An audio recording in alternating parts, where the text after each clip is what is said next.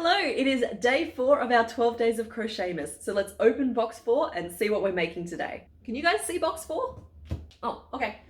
It's this tall boy. So the hint for today was that this animal has been blamed for knocking out Australia's internet service. So I hope you left your guesses in the comments. Let's see what we're making. Ooh.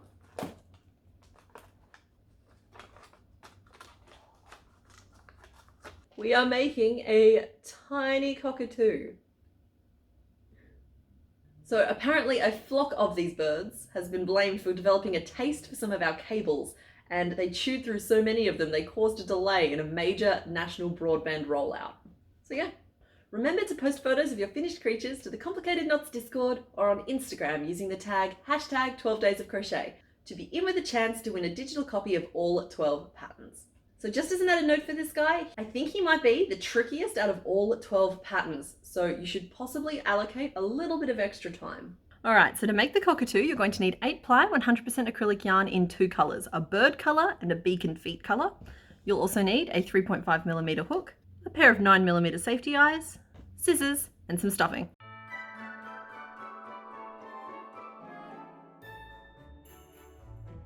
So we're going to start today by making her wings. So we start with a magic ring of 6.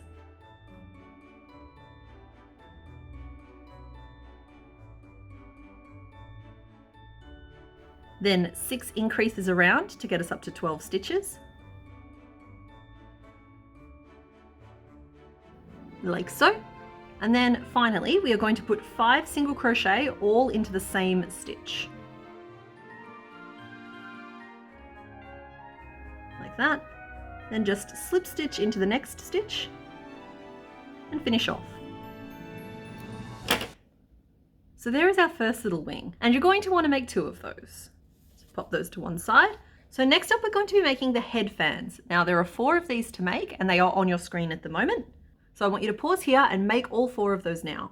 So I'm sorry for how many pieces you have to make in advance for this particular one, but at least there's no sewing. Pop all of those to one side for now. So we're going to once again grab our white, and we're going to start our cockatoo at the top of the head with a magic ring of 6. Row 2, we're going to be attaching our first head fan. So grab fan A, which is your 15 single crochet magic ring, and have it ready to go.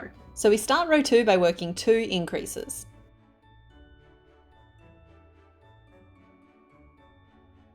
Like so. Then in the next stitch, we're attaching our head fan. So we're going to be attaching it using an increase. So what I'm going to do is identify the stitch before our finishing off point and the stitch after our finishing off point, and those are the 2 stitches we're going to join. And I'm going to insert my hook through both loops of the stitch just before the finishing off point, and then the next stitch of our magic ring. I'm going to yarn over and work a single crochet. I'm then going to insert my hook through the stitch just after our finishing off point of our fan, and then through the same stitch of our head. So basically from the head's perspective, this is being worked as an increase, but from the little fan's perspective, we're working 2 separate crochet. So there is part A attached. It's going to have a few little pieces flying around, but don't worry too much about them for now. We're then going to continue with row 2 by putting an increase into each of the next 2 stitches. But in the final stitch of the second increase, we are going to change to our beak color. So I'm going to be changing to this dark blue, and it's the second stitch of an increase. So I've already completed the first stitch. And then to do our color change, I insert my hook through the stitch, yarn over and pull up a loop of my old color. So I've got 2 loops of it on my hook. Then hold that old color out of the way and grab the blue I'm changing to, pinch it at the base of the stitch, yarn over with it, and complete the single crochet. The stitch is going to look a little loose, but we're going to just tug on our tails until it settles nicely into place. And what that should do is leave you with a single crochet in our old color, but our new color on the hook ready to go. So we're only working 1 stitch in this new color to form the beak, and then we'll be continuing on in our white. So in the next stitch, we're going to work a 5 double crochet cluster, which you might remember from the wombat on day 1. But basically how we work that is you yarn over your hook, insert your hook into the stitch, yarn over and pull up a loop, then yarn over and pull through the first 2 loops on your hook. So that's our first kind of double crochet stub. It's not completely worked. We've still got 2 loops on our hook, but we're going to work 4 more of those stubs into the same stitch. Now each one should add an extra loop to your hook.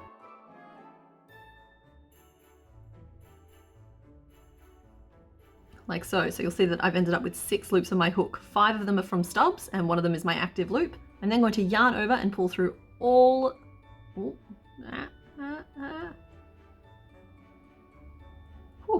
then going to yarn over and pull through all 6 of those loops. And then we finish this cluster off by chaining 1, but because I want to change my color back, I'm going to hold this blue out of the way at this point. Just grab the white from where it's still attached to our work and work our chain in the white to change back to it. And that's row 2. It's like I'm beginner friendly, my patterns aren't always. So now we're back to our white and we're at the end of round 2. So we're about to start row 3. And row 3 starts with 2 repeats of a single crochet and then an increase. So there's our first one.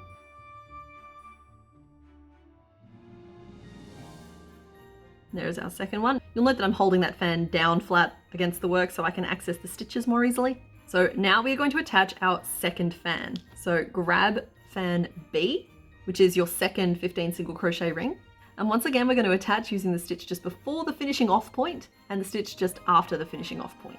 So I start by inserting my hook through the stitch just after the finishing off point and then through the next stitch of the head. And just work a single crochet. Then I insert my hook through the stitch just before that finishing off point. And this time we're inserting into the next stitch along. So it's 2 stitches of the head and 2 stitches of the fan. And work our single crochet. So that's fan B attached. And then we're going to do 2 repeats of an increase and then a single crochet. So there's our first repeat. Now we're going to do 1 more. So an increase. And then a single crochet. And then to finish off that round, we have 1 single crochet that we work into our cluster stitch. So at this point, I am going to trim off my blue. We will be reattaching later to form the feet though. Okay, so that's row 3 done. Now row 4 starts with 2 increases. And then 4 single crochet. Which will bring us to the 2 stitches we used to attach the fan last round. And we're going to use those 2 stitches to attach fan C. So exactly the same way as we've been doing. The stitch just after the finishing off point and then 1 stitch of the head and then single crochet through both. And then the stitch just before our finishing off point and the next stitch of the head and we single crochet through both. So that's fan C attached. We are then going to work 4 single crochet, then 2 increases,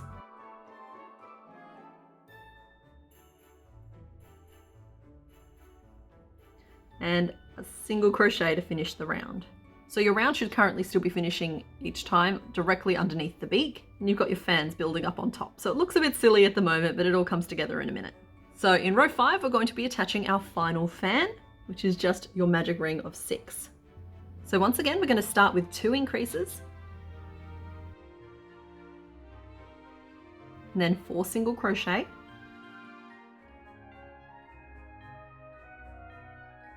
and then a decrease, bringing us back to those 2 stitches on top of the head. And by now you should be fairly practiced at this, but we are going to go ahead and attach that final fan across the next 2 stitches.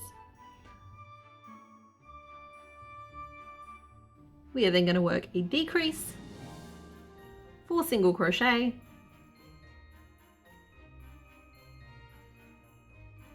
two increases,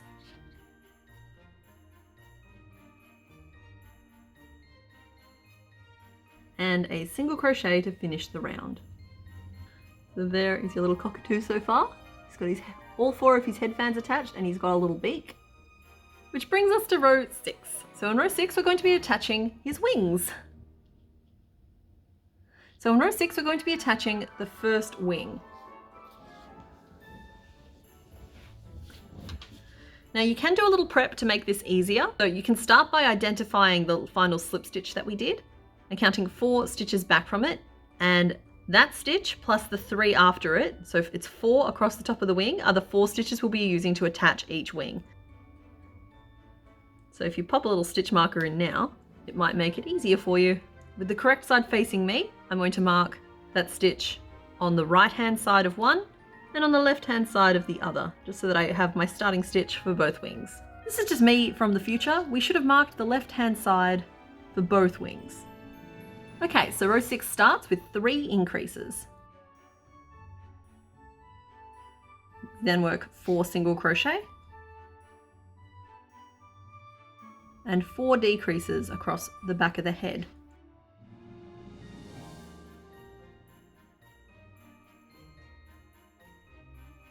We're then going to grab our wing, and to start off with, I want the one with the marked stitch on the left hand side, and we're going to lay that wing so that the correct side is face down onto your bird, and then inserting our hook into the marked stitch first, and then 1 stitch of the body.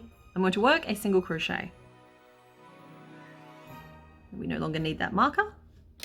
And I'm going to work the next 3 stitches through 1 stitch of the wing and 1 stitch of the body. So that's 2, 3, and 4. So that's our first wing attached. We are then going to just finish that round working 2 increases.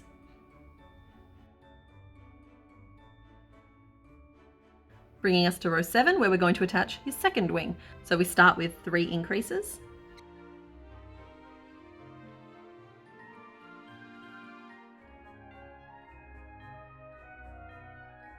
So then we just grab our second wing, once again facing it so that its correct side is facing against the body. Then inserting our hook through the marked stitch and the next stitch of the bird, work a single crochet, and then do 3 more along, working through both layers.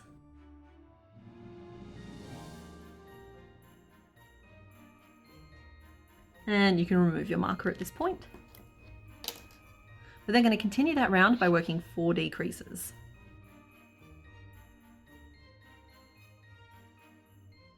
And then 4 single crochet, which should fall directly under the first wing we attached. And then 3 single crochet back around to our starting point. He throws his wings up in the air sometimes. Here goes all the wings now. So all of our pieces are now attached. So at this point, we're going to stop and insert our eyes. So at this point, we're going to stop, insert our eyes, and do a little bit of a cleanup. So start by any of these loose tails from your head fans. Just work your hook from the inside of your piece to the outside and just tuck them away inside. And with those all tucked, grab your eyes. And we're going to count from the magic ring back to row 3. So 1, 2, 3. And they should be centered on either side of your bird's head. But just check from the front that they are lined up, and then snap your backs on. And it does get a little bit easier from here on out. So now we're just going to go ahead and work row 8, 9, and 10. So in the last stitch of row 10, we actually want to change back to our second color. So make the color change the same way we did for the beak. And then we're going to work a 5 double crochet cluster stitch, so same stitch that we used for the beak, in the next stitch to form his first foot. So that means we work 5 of these little half double crochet stubs, leaving us with 6 loops on our hook. We then yarn over and pull through all 6 loops. Then we want to change back to our white, so hold our blue out of the way, grab our white and chain 1 to lock that cluster stitch into place. We're going to work 1 white single crochet, and then in the next stitch, change back to our blue for the second foot.